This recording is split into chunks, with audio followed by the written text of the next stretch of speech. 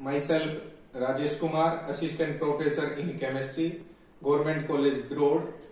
Last lecture में हमने crystal field theory पढ़ी थी, splitting of d atomic orbital का कंसेप्ट पढ़ा था, क्रिस्टल फील्ड स्प्लिटिंग एनर्जी हमने पढ़ ली थी ऑक्टाहेड्रल कॉम्प्लेक्सेस के लिए। फिर उसके बाद में हम पढ़ रहे थे factors affecting the crystal field energy. जो क्रिस्टल फील्ड स्प्लिटिंग एनर्जी है उसको कौन से फैक्टर्स हैं जो इफेक्ट करते हैं। उसके बाद कंटिन्यूएशन में, उसी के कंटिन्यूएशन में नेक्स्ट जो फैक्टर्स है that will be nature of metal cation. Second factor nature of metal cation, इसके अंदर मेटल कैटायन की नेचर के ऊपर भी डिपेंड करता है। नेक्स्ट है उसके बाद में ऑक्सीडेशन स्टेट,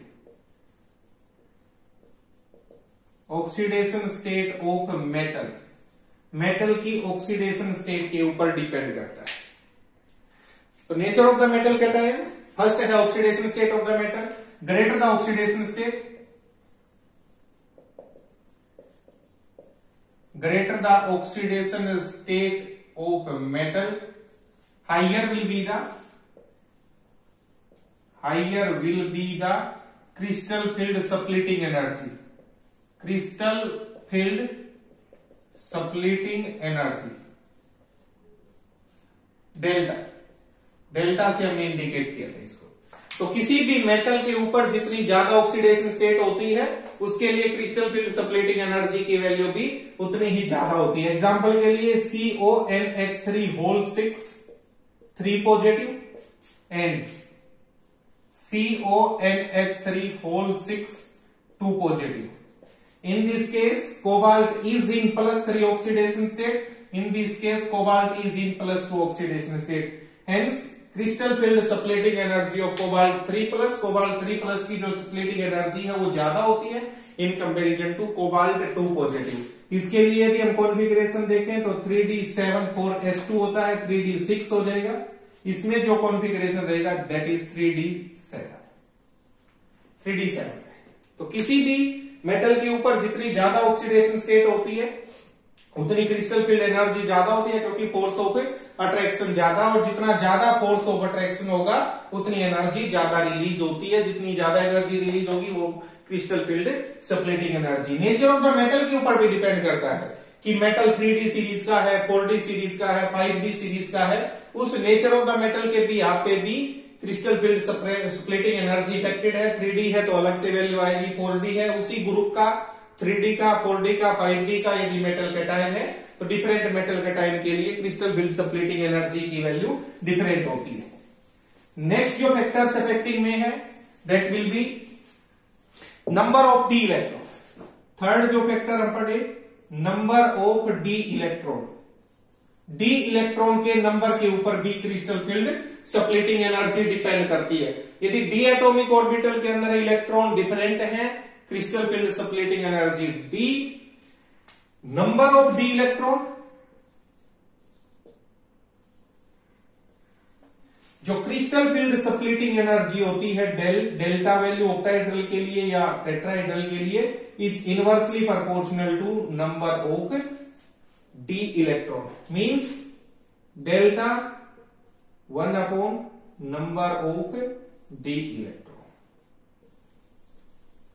किसी भी मेटल कॉम्प्लेक्स के अंदर कोऑर्डिनेशन कंपाउंड की बात करें तो डेल्टा वो तो ऑक्टाहेड्रल के लिए है। General crystal field splitting energy is inversely proportional to number of d electron, मतलब डी इलेक्ट्रॉन ज्यादा होंगे तो क्रिस्टल फील्ड स्प्लिटिंग की एनर्जी कम होती है। एग्जांपल लेके चले हम COH2 होल 6, और इसी कैटेगरी में यदि हम निकल कंपाउंड ले, यहां पर 2+ ले लें, निकल भी ले, सेम कॉम्प्लेक्स 2+, दोनों में ऑक्सीडेशन स्टेट कोबाल्ट 2+ है, इसमें निकल के लिए ऑक्सीडेशन स्टेट 2+ है। इलेक्ट्रॉन यहां पर 3d7 है, इसमें इलेक्ट्रॉन 3d8 है। जितने ज्यादा इलेक्ट्रॉन प्रेजेंट होते हैं डी में, जितने ज्यादा इलेक्ट्रॉन स्प्लिटिंग एनर्जी की वैल्यू कम।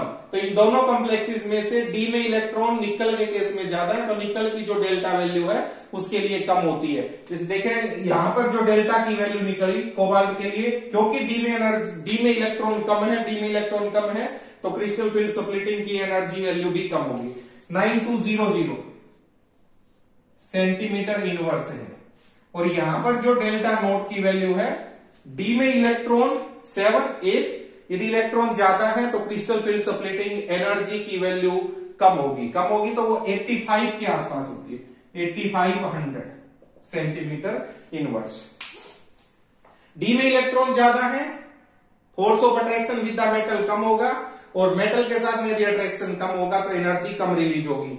यहां कोबाल्ट के केस में, मेटल एटम के केस में इलेक्ट्रॉन कम है तो लिगेंड के साथ में फोर्स ऑफ अट्रैक्शन ज्यादा, जितना ज्यादा फोर्स ऑफ अट्रैक्शन उतनी एनर्जी ही ज्यादा रिलीज होती है। जो डेल्टा नोट है वो एनर्जी सेंटीमीटर इनवर्स की टर्म में डिस्कस करते हैं। नेक्स्ट जो फैक्टर है that will be number of ligands. Factors affecting में जो सेकंड फैक्टर है that will be number of ligand. Crystal field splitting energy also depends upon the number of ligands. Number of ligands के ऊपर भी depend करती है। Greater the number of ligands,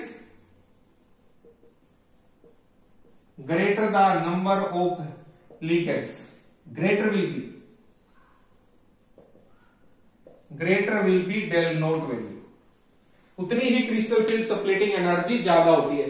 तो किसी कॉम्प्लेक्स के लिए लीगेंड की जितनी ज्यादा संख्या होगी, जितने ज्यादा नंबर में लीगेंड होंगे, क्रिस्टल फील्ड स्प्लिटिंग एनर्जी की वैल्यू भी ज्यादा होगी। जैसे COCl6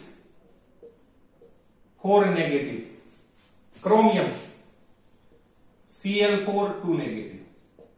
यहां पर नंबर ऑफ लीगेंड सेम हो, ये केस हमने देखना है। कोबाल्ट 2+, ऑक्सीडेशन स्टेट निकाले, यहां पर भी क्रोमियम 2+, जिसमें ज्यादा लीगेंड है, यहां नंबर ऑफ लीगेंड्स, क्लोरीन जो है नंबर ऑफ लीगेंड्स, इस केस में 6 लीगेंड है, इस कॉम्प्लेक्स में 4 लीगेंड है। जिसमें नंबर ऑफ लीगेंड्स ज्यादा, क्रिस्टल फील्ड स्प्लिटिंग एनर्जी की वैल्यू भी ज्यादा। ध्यान रहे हम उन्हीं केस को कंपेयर करेंगे जिसमें nature of ligand, type of ligand same हो। यहां क्लोरीन है तो यहां पर भी क्लोरीन हो। मेटल एटम के ऊपर ऑक्सीडेशन स्टेट की भी वैल्यू सेम हो, यहां 2+ है, यहां 2+ है, उन्हीं का केस कंसीडर करेंगे। तो ये यदि 6 लीगेंड है, ऑक्टाहेड्रल केस है, यहां पर 4 लीगेंड है तो ये डेल्टा टी है। तो टेट्राहेड्रल कॉम्प्लेक्सेस के अंदर जो क्रिस्टल फील्ड स्प्लिटिंग की वैल्यू है वो कम होती है। तो delta T crystal field splitting energy in tetrahedral complexes will be equal to 4/9 times of delta nought. ये रिलेशन आगे डिस्कस करेंगे। अभी बस एक बार समझाने के लिए इसको हमने यहां कंसीडर किया है। नंबर ऑफ लीगेंड्स यदि ज्यादा है, greater the number of ligands present in the complex, higher will be it's crystal field splitting energy. यदि लीगेंड कम है तो क्रिस्टल फील्ड स्प्लिटिंग एनर्जी की वैल्यू भी कम हो। फिर रिपीट कर रहा हूं कि यहां पर नेचर ऑफ लीगेंड, जो टाइप लीगेंड है वो सेम हो, ऑक्सीडेशन स्टेट सेम है, तभी हम इस कंसेप्ट को कंसीडर करेंगे। यदि लीगेंड्स अलग अलग हैं, यदि लीगेंड्स हमने डिफरेंट ले लिए, जैसे लीगेंड ये ले लिया COH2O6, और एक बार कंसीडर करें हम COCl4 2 नेगेटिव, यहां पर 2 पॉजिटिव। यहां पर नंबर ऑफ लीगेंड्स 6, इसमें 4। Cobalt oxidation state 2 positive, cobalt 2 positive, दोनों सेम है। नंबर ऑफ ऑक्सीडेशन स्टेट दोनों में सेम है, कोबाल्ट 2+ है, ये भी 2+ है। नंबर ऑफ लीगेंड्स अलग अलग है, यहां 6 लीगेंड है, यहां 4 लीगेंड है, लेकिन फिर भी हम यहां से डेल्टा नोट वैल्यू नहीं बता सकते, डेल्टा वैल्यू नहीं, क्रिस्टल फील्ड स्प्लिटिंग एनर्जी नहीं बता सकते ऑक्टाहेड्रल की ज्यादा, क्योंकि टाइप ऑफ लीगेंड्स जो है वो डिफरेंट है। Types of ligands are different. एक में क्या है, वाटर है, और दूसरे में क्या है, क्लोरीन है। यदि डिफरेंट लीगेंड है then delta T not equal to 4/9 delta nought. ये कंसेप्ट है। जब तक लीगेंड्स सेम थे, क्लोरीन लीगेंड था, तो ये इक्वेशन फॉलो होने लग रही थी। डेल्टा टी की वैल्यू इक्वल होती है 4/9 टाइम्स ऑफ डेल्टा नोट। लेकिन यदि लीगेंड बदल गए हैं, लीगेंड की नेचर बदल गई, या वाटर लीगेंड है या क्लोरीन लीगेंड है, यदि लीगेंड की नेचर बदल गई है तो delta T not equal to, इस इक्वेशन को ये फॉलो नहीं करेगा, delta T not equal to 4/9 times of delta nought. तो जो फैक्टर्स इफेक्टिव में थे, एक जो पहला फैक्टर था नेचर ऑफ लिगेंड, लिगेंड की नेचर के ऊपर डिपेंड करती है कि crystal field splitting energy, d atomic orbital कैसे सप्लीट होती है, वो हमने लास्ट लेक्चर में पढ़ा था। उसके बाद में nature of metal cation, metal cation की नेचर, उसके ऑक्सीडेशन स्टेट के ऊपर भी crystal field splitting energy depend करती है। थर्ड जो फैक्टर है वो नंबर ऑफ डी इलेक्ट्रॉन, किसी मेटल कैटायन में डी इलेक्ट्रॉन की संख्या जितनी ज्यादा होगी क्रिस्टल फील्ड सप्लीटिंग एनर्जी की वैल्यू कम होती है। Number of ligands, greater the number of ligands, जितने ज्यादा लिगेंड प्रेजेंट होते हैं greater will be the value of CFSE, उतनी ही क्रिस्टल फील्ड सप्लीटिंग एनर्जी की वैल्यू ज्यादा होती है। नेक्स्ट है electron distribution, electron distribution in octahedral complexes. Next ले electron distribution in octahedral complexes.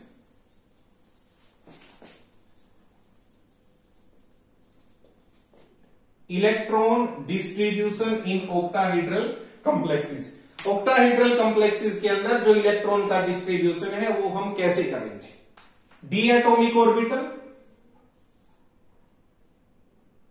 हमने पढ़ा लास्ट लेक्चर में, ये दो सेट में सप्लीट होती है, एक EG सेट बनता है, एक T2G सेट है। इनके बीच के एनर्जी लेवल जो सेंटर एवरेज वैल्यू है उसको हम बेरी सेंटर बोलते हैं। ये जो डिफरेंस है ये डेल्टा वैल्यू है। ऑक्टाहेड्रल के केस में 10 वो नोड से, डेल्टा नोड से इंडिकेट करते हैं, 10 DQ वैल्यू है। अपर साइड जो एनर्जी है that will be +6 DQ, differential quanta मानते हैं। नीचे की साइड जो एनर्जी है -4 DQ, डिफरेंशियल क्वांटा। ये एनर्जी की यूनिट है, इस कंसेप्ट में पढ़ते हैं। 4.6 डेल्टा नोट करके भी पढ़ लेते हैं यदि एक वैल्यू हम कंसीडर करें। हम यहाँ 6 DQ 4 DQ लेकर चलेंगे। तो अभी डी एटॉमिक ऑर्बिटल जो ऑक्टाहेड्रल कॉम्प्लेक्स में ये सप्लीट हो गई है, इसमें इलेक्ट्रॉन का डिस्ट्रीब्यूशन कैसे करें, इलेक्ट्रॉन कैसे फिल करें, ये लास्ट लेक्चर में हमने nature of ligand spectrochemical series पूरी डिस्कस की थी कि crystal field splitting energy mainly nature of ligand के ऊपर डिपेंड करता है कि लिगेंड किस टाइप का है, लिगेंड स्ट्रॉन्ग फील्ड है या वीक फील्ड है। हम दो कंसेप्ट लेंगे, लिगेंड जो होगा या तो वीक फील्ड लिगेंड होगा, फॉर वीक फील्ड लिगेंड इस साइड हम वीक फील्ड लिगेंड ले, इस साइड हम स्ट्रॉन्ग फील्ड लिगेंड लेकर चले।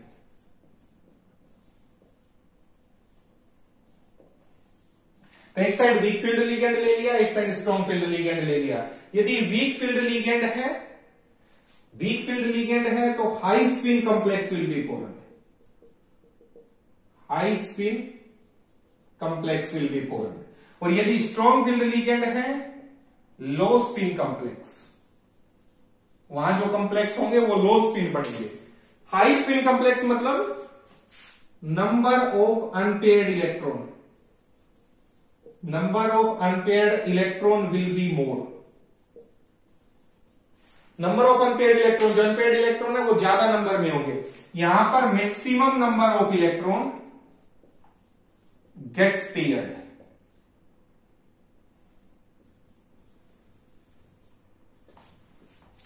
इस केस में जब स्ट्रॉन्ग फील्ड लिगेंड है तो लो स्पिन कॉम्प्लेक्स बनेंगे। लो स्पिन कॉम्प्लेक्स मतलब जो इलेक्ट्रॉन होते हैं वो मैक्सिमम नंबर के इलेक्ट्रॉन है वो पेयर अप हो जाएंगे, उनमें इलेक्ट्रॉन पेयरिंग हो जाती है। तो यदि D1 का केस ले हम, D1 है T2G set, EG set, same हर बार ऐसे ही बनाना है हमने। ये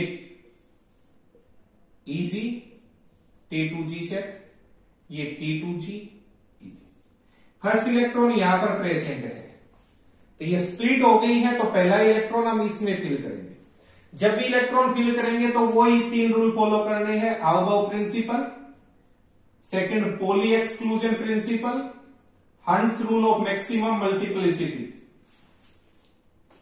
आउबाउ प्रिंसिपल के अकॉर्डिंग इलेक्ट्रॉन सबसे पहले हम उस एटॉमिक ऑर्बिटल में फिल करेंगे जिसकी एनर्जी कम है।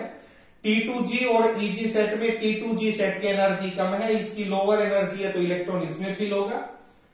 पोली एक्सक्लूजन प्रिंसिपल, एक एटॉमिक ऑर्बिटल में मैक्सिमम 2 इलेक्ट्रॉन फिल कर सकते हैं with opposite spin. Hunts rule of maximum multiplicity, electron की पेयरिंग जब तक नहीं कराएंगे तब तक हर एक एटॉमिक ऑर्बिटल सिंगली ऑक्यूपाइड नहीं हो जाती। जब हर एटॉमिक ऑर्बिटल में एक एक इलेक्ट्रॉन आ जाएगा फिर हम पेयरिंग कराएंगे। तो यहां पर D1 के लिए एक इलेक्ट्रॉन है वो T2G में आएगा। स्ट्रॉन्ग फील्ड लिगेंड के लिए करेंगे तब भी ये ही कॉन्फ़िगरेशन रहेगा। D1 कॉन्फ़िगरेशन इसमें भी सेम रहेगा, same as that of weak field ligand. अब D2 के लिए सेकंड इलेक्ट्रॉन सेकंड ऑर्बिटल, यहां सेकंड इलेक्ट्रॉन आ जाए, ये भी सेम रहेगा, same as that of weak field, same as that of weak field ligand. D3 first electron second electron third electron, इसमें थर्ड इलेक्ट्रॉन यहां फिल कर देंगे। D3 में भी सेम है, same as that of weak field ligand.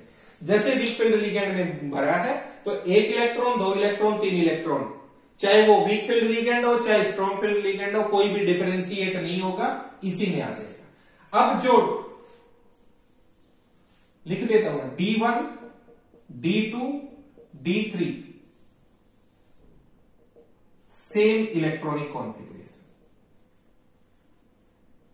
Same electronic configuration for weak field ligand as well as strong field ligand. दोनों के लिए ही, चाहे वीक फील्ड लिगेंड है चाहे स्ट्रॉन्ग फील्ड लिगेंड है, D1, D2, D3 में सेम इलेक्ट्रॉनिक कॉन्फ़िगरेशन है। Next है D4, यहां से आप देखिए D4 इलेक्ट्रॉन, यहां से दो सेट में टूटे ऑर्बिटल, दो पॉसिबिलिटी बन जाएगी। जो D4 है चार इलेक्ट्रॉन है, चार इलेक्ट्रॉन हम यहां फिल करें, 1 electron, 2 electron, 3 electron, 4 electron. Electron T2G EG set में फिल करना शुरू करें, ये T2G सेट, ये EG set, 1 electron, 2 electron, 3 electron, यहां तक तो सेम है जैसे हमने यहां पढ़ा था, 3 इलेक्ट्रॉन लोअर ऑर्बिटल में। अब जो नेक्स्ट फोर्थ इलेक्ट्रॉन है, इसका केस देखना हमने कि फोर्थ इलेक्ट्रॉन कहां जाए। फोर्थ इलेक्ट्रॉन T2G सेट में जाए या इसको हम EG एटॉमिक ऑर्बिटल में फिल करें। देखो, यदि हम फोर्थ इलेक्ट्रॉन को यहां फिल करें, किसी एक के साथ इलेक्ट्रॉन पेयर करा दे, मान ले इसके साथ में हमने इलेक्ट्रॉन को पेयर करा दिया, यहां यदि इलेक्ट्रॉन ऐड कर दिया है, then Aufbau principle gets not followed. ये वॉयलेट हो गया है, अबाव प्रिंसिपल का वॉयलेशन हो गया है। अबाव प्रिंसिपल का वॉयलेशन, हंस रूल ऑफ मैक्सिमम मल्टीप्लिसिटी का वॉयलेशन हो गया, सॉरी, ये अबाव प्रिंसिपल को फॉलो करें, हम इसको फॉलो कराएं, इसको फॉलो कराएं तो जो फोर्थ इलेक्ट्रॉन है, उस फोर्थ इलेक्ट्रॉन को यदि हम यहां डाल दें तो lower energy orbital, lower energy orbital को तो हम फिल करने लग रहे हैं। T2G सेट की एनर्जी कम है, कम एनर्जी ऑर्बिटल में हमने इलेक्ट्रॉन को फिल कर दिया, लेकिन हंस रूल ऑफ मैक्सिमम मल्टीप्लिसिटी का वॉयलेशन है। हंस रूल ने क्या बताया था, हम इन एटॉमिक ऑर्बिटल में जब तक एक एक इलेक्ट्रॉन फिल नहीं कर देते पेयरिंग नहीं कराएंगे, लेकिन हमने पेयरिंग करा दी है। अब यदि हम इलेक्ट्रॉन को यहां नहीं डालें, यहां इलेक्ट्रॉन बढ़ने की बजाय हम इलेक्ट्रॉन को इजी में फिल करें, फोर्थ इलेक्ट्रॉन यहां आए, देन हंस rule of maximum multiplicity rule followed. हंस रूल तो ठीक है, हंस के अकॉर्डिंग क्या था, इलेक्ट्रॉन की पेयरिंग हम जब तक नहीं कराएंगे जब तक हर एक ऑर्बिटल सिंगली ऑक्यूपाइड नहीं हो जाती। लेकिन अब अबाव प्रिंसिपल फॉलो नहीं हुआ। अबाव प्रिंसिपल के अकॉर्डिंग एटॉमिक ऑर्बिटल जिसकी एनर्जी कम होती है उसको पहले फिल करते हैं। तो T2G और EG में T2G सेट की एनर्जी कम है तो T2G को पहले फिल करना है। जब तक ये कंप्लीट फिल नहीं हो जाता हम इलेक्ट्रॉन EG में नहीं डालेंगे। तो यहां फोर्थ इलेक्ट्रॉन को यहां फिल करें या यहां फिल करें, ये डिपेंड करता है दो फैक्टर के ऊपर। दो फैक्टर, एक तो डेल्टा वैल्यू के ऊपर डिपेंड करता है, क्रिस्टल फील्ड स्प्लिटिंग एनर्जी के ऊपर डिपेंड करता है, ये डेल्टा वैल्यू है, डेल वैल्यू। तो फोर्थ इलेक्ट्रॉन इसमें फिल करें या यहां फिल करें, that depends upon the first factor crystal field splitting energy, और दूसरा जो फैक्टर होता है that will be pairing energy. Pairing energy के ऊपर डिपेंड करता है। पेयरिंग एनर्जी क्या होता है, the energy required to pair up the electron in an orbital. एक ऑर्बिटल, उसमें एक इलेक्ट्रॉन है, उस पे नेगेटिव चार्ज है, दूसरा इलेक्ट्रॉन भी इसी ऑर्बिटल में हम पेयर कराएं, यहां इस इलेक्ट्रॉन के ऊपर भी नेगेटिव चार्ज, दूसरे के ऊपर भी negative charge, negative negative repel करेंगे और नेगेटिव नेगेटिव रिपेल करेंगे तो एनर्जी सिस्टम की बढ़ेगी। वो जो एनर्जी रिपल्सन से, इस रिपल्सन को कम करने के लिए हम जितनी एनर्जी सप्लाई कर रहे हैं that will be pairing energy. तो यहां पर इलेक्ट्रॉन को पेयर कराने के लिए यदि फोर्थ इलेक्ट्रॉन हम यहां डालें तो पेयरिंग एनर्जी की जरूरत पड़ने लग रही है, और यदि इलेक्ट्रॉन यहां first second third fourth electron हम यहां डालें तो उसके लिए क्रिस्टल फील्ड स्प्लिटिंग एनर्जी चाहिए। तो दो टाइप की एनर्जी यहां हो गई, एक तो crystal field splitting energy, crystal field splitting energy, और दूसरी है पेयरिंग एनर्जी। इन दो एनर्जी वैल्यू के भी आपके हम बताएंगे कि फोर्थ इलेक्ट्रॉन कहां आएगा। किसी केस में यदि डेल्टा की वैल्यू कम है, यदि ये वाली एनर्जी कम है बजाय कि पेयरिंग अप से, तो इलेक्ट्रॉन हम यहां फिल करेंगे, वो हाई स्पिन कॉम्प्लेक्स बनेगा। तो first case if delta value is less, किसे? पेयरिंग एनर्जी से। ऑक्टाहेड्रल है तो डेल्टा नोट भी लगा देंगे। यदि डेल्टा नोट की value crystal field splitting energy value कम है in comparison to pairing energy, pairing energy की वैल्यू ज्यादा है, तो यहां इलेक्ट्रॉन को पेयर कराने के लिए, फोर्थ इलेक्ट्रॉन यहां ऐड करने के लिए हमें ज्यादा एनर्जी चाहिए। इसलिए पहले इलेक्ट्रॉन डेल्टा की वैल्यू कम है तो पहले इलेक्ट्रॉन यहां चला जाएगा, ईजी के अंदर चला जाएगा। और दूसरा केस बनेगा if delta value is greater than pairing energy, यदि डेल्टा की वैल्यू ज्यादा है, ये जो एनर्जी है इसकी वैल्यू ज्यादा है, पेयर कराने के लिए कम एनर्जी चाहिए, तो इलेक्ट्रॉन पहले पेयर अप हो जाएगा।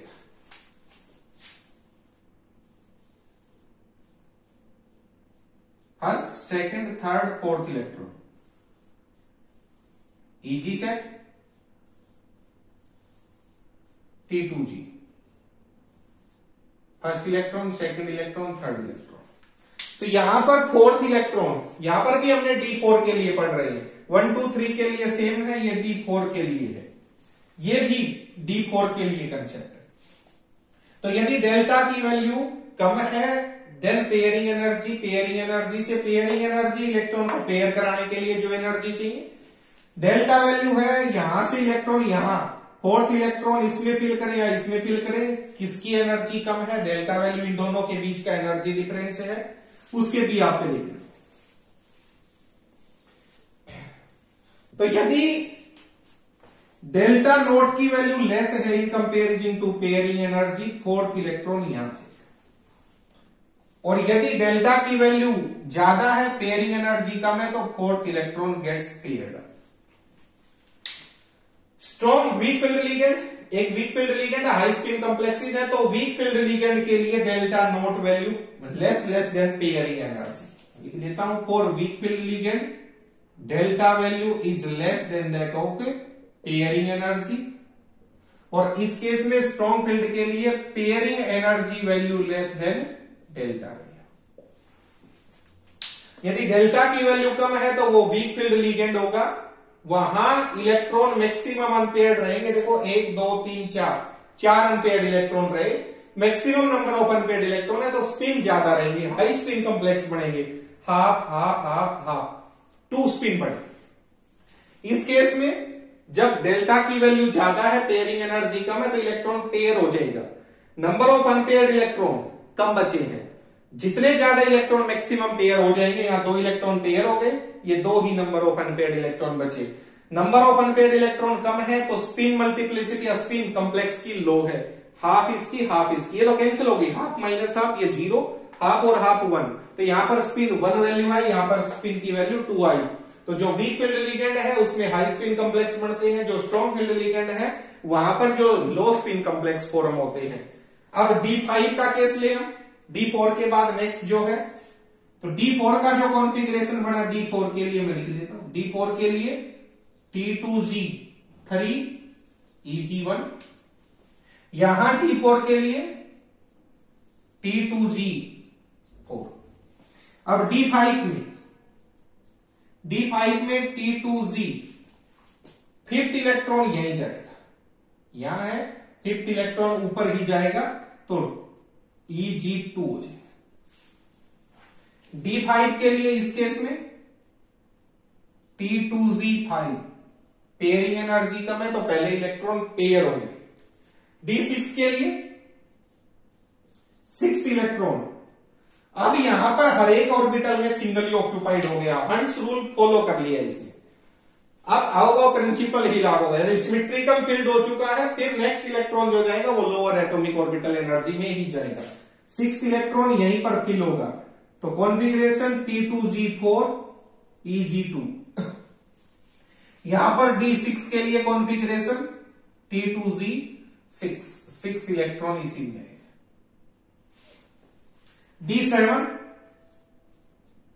D7 के लिए T2Z5 Eg2, 7th इलेक्ट्रॉन इसमें, 7th इलेक्ट्रॉन यहां D7 T2Z6, देखो ये ऑर्बिटल कंप्लीट फिल हो चुकी है।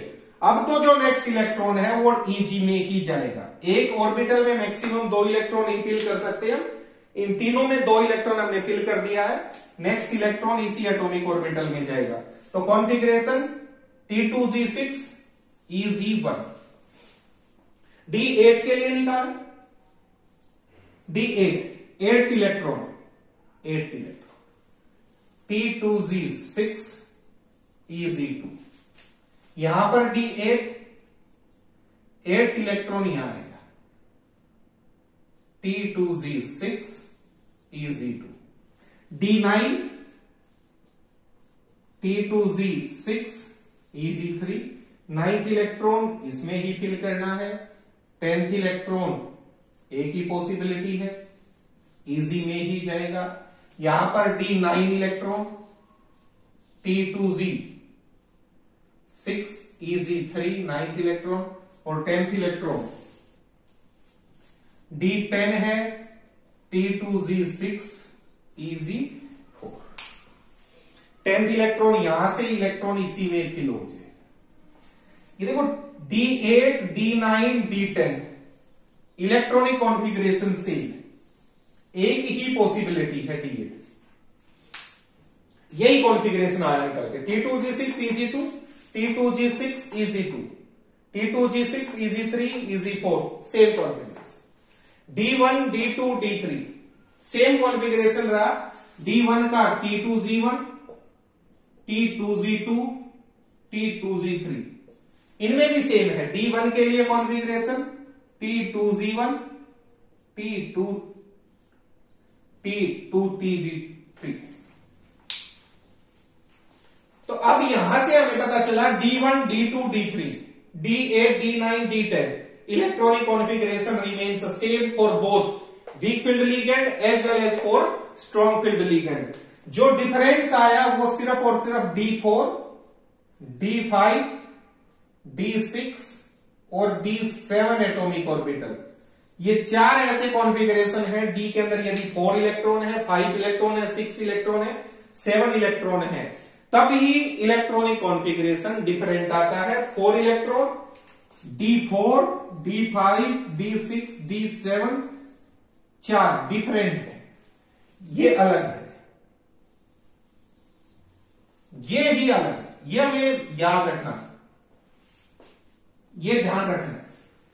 D4 है T2G3 4th इलेक्ट्रॉन Eg में जाएगा, 4th इलेक्ट्रॉन T2G में ही जाएगा, T2G4 होगा।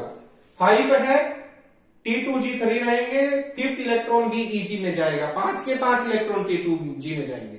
6 है 2 T2G में, 4 है Eg में 2 इलेक्ट्रॉन रहेंगे, 6 के 6 इलेक्ट्रॉन T2G में है। 7 है तो 5 और 2 Eg में रहेंगे, यहाँ Eg में एक ही होगा T2G को पहले फिल कर लिया, जब पूरा फिल हो गया तब इलेक्ट्रॉन Eg में जाएगा।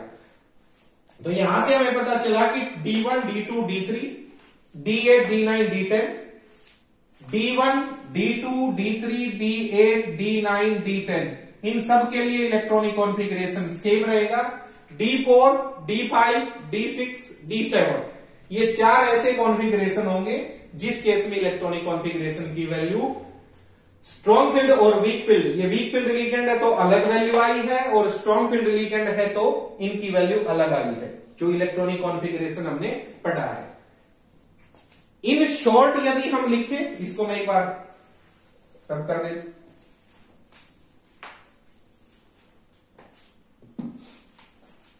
यहां पर T2G, ये D atomic orbital,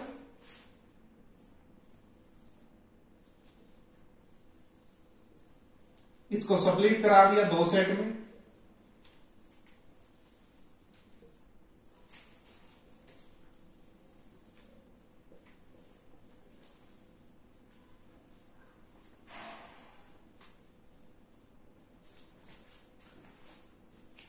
ten electron इसमें फिल कर दिए।